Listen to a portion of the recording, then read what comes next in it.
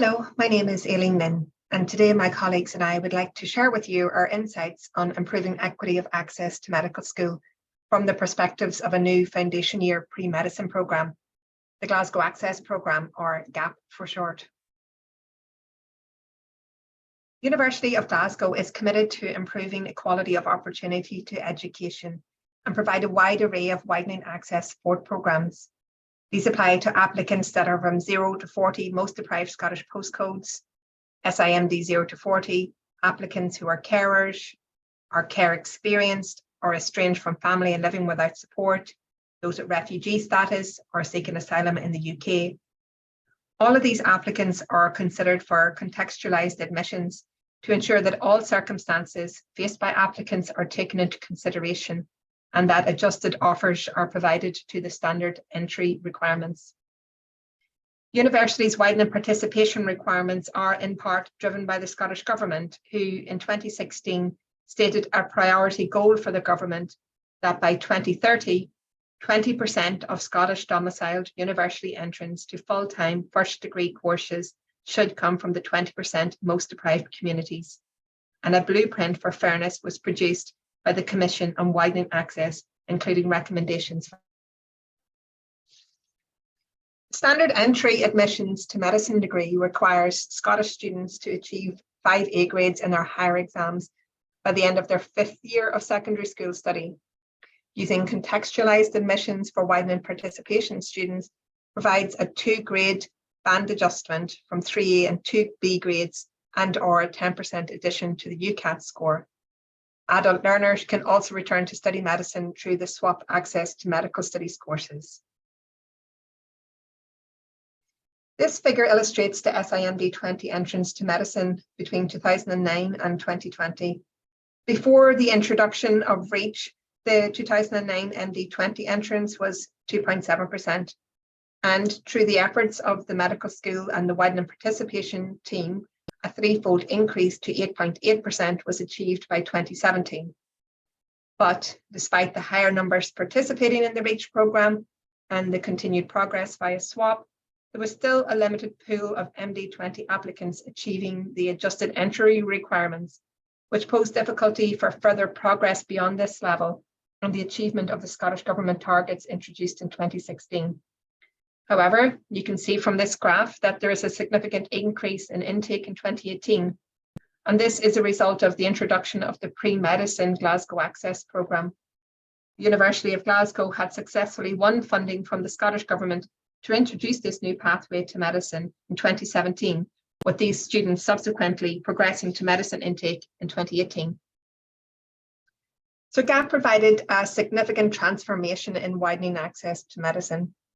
The entry requirements for GAP were set at 2A and 2B grades in higher exams by the end of the 6th year of secondary school studies, or a merit in the swap access to medical sciences programme.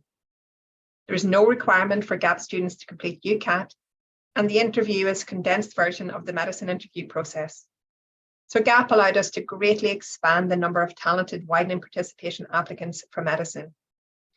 And the aim of the programme was to provide students with the skills and knowledge required to succeed in undergraduate medicine. GAP eligibility criteria are very similar to both the university and medicine direct entry WP criteria. The main differences are that GAP entry is restricted to just SIMD 20 postcodes and the inclusion of the remote and rural island clusters. From this graph, most students that apply to study on GAP meet the SIMD 20 eligibility criteria. However, some students could also have met other criteria. Eligibility as a carer as a standalone criterion for entry was introduced for the 2020 intake. So GAP is a 1-year programme. In addition to a bespoke fundamental skills in medicine module that was specifically designed to prepare students to study medicine, students also complete level 1 biology and science fundamentals. To progress on to study medicine, students are required to achieve a B3 minimum grade in each of the subjects studied, with professionalism requirements being met during the programme. Alternatively, on successful completion of the programme, students have the option to progress to level 2 from the life sciences portfolio, or they can exit with a certificate in higher education. Since the programme began in 2017, 156 students have been enrolled. For the first 2 years, student numbers were capped at 20, which was increased to 25 for the 29 intake and further increased to 40 for the 2022 intake. Funding has been secured to continue recruitment of 40 students to the programme until 2028. 96% of the students enrolled have successfully completed the programme, with 91% of students progressing on to study medicine. 99% of the students that have progressed on to medicine continued their studies on the programme.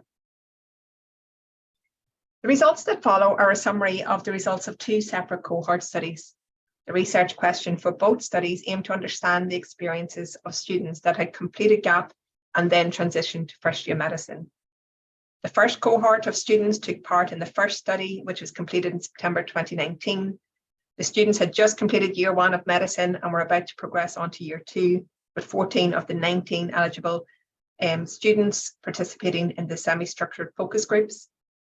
And an LTDF award provided funding for students to participate in the second cohort study, with 12 of 23 eligible students participating in this longitudinal study.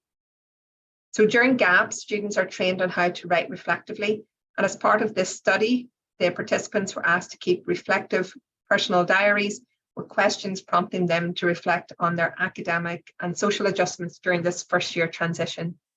Students were then met at 4 key time points and were encouraged to review their reflective diaries prior to attending the semi-structured focus groups. Students were not asked to share their reflections. These were used to help the students to remember their thoughts and feelings as they progressed through first year, to allow a more authentic insight to the students' lived experiences during the transition. It should be noted that the COVID pandemic began in March 2020, and this impact was recorded to the students' focus groups. So developing a cohort of peers is one of the significant benefits the students identify from GAP. Having this smaller group of like-minded students working towards the same goal helped them to develop friendships during GAP, and having these friendship groups as they progress through to medicine was seen as very beneficial, having someone they can turn to and ask for help. The first cohort, as pioneers on this new programme, identified not having any peer support to signpost what to expect next as something that would have benefited their transition, and they offered to share their experiences with the next cohort of GAP students, which, as the students continue to progress through the 5-year degree programme, now provides our incoming GAP students with a clearer view of the roadmap ahead. Students noted having a year on campus as an authentic learning experience, feeling more confident finding their way around campus and navigating the online environment. My biggest struggle was understanding how a uni even operates. The students noted how on arriving at Glasgow, everything seemed so big and intimidating, being taught by very qualified and distinguished people. The classes were massive, it was a new way of learning and being assessed. During their time on GAP, they developed an understanding of the support systems available and highlighted developing a rapport with their advisor of studies, who provides continued pastoral support throughout their medicine degree as a key requirement to their success. Developing academic skills, especially those directly relevant to medicine, such as the anatomy teaching, made the students feel at an advantage compared to direct entry students, along with the transferable skills in academic writing and understanding plagiarism, and teamwork skills from team-based learning and group work projects. Reflection is a key skill developed during GAP, and it was a new skill set the students did not have experience of before the programme. However, it was noted by some students as a new mindset that they could use to support their skills development while studying medicine. Students also noted that this extra year allowed them to develop a level of maturity they felt was required to study medicine. The main areas highlighted by the students during the initial stages of lockdown was the isolation and uncertainty experienced. The network of peers and new friendships that were being established had overnight disappeared, with students having split off into their group chats rather than having events to come together as a year group.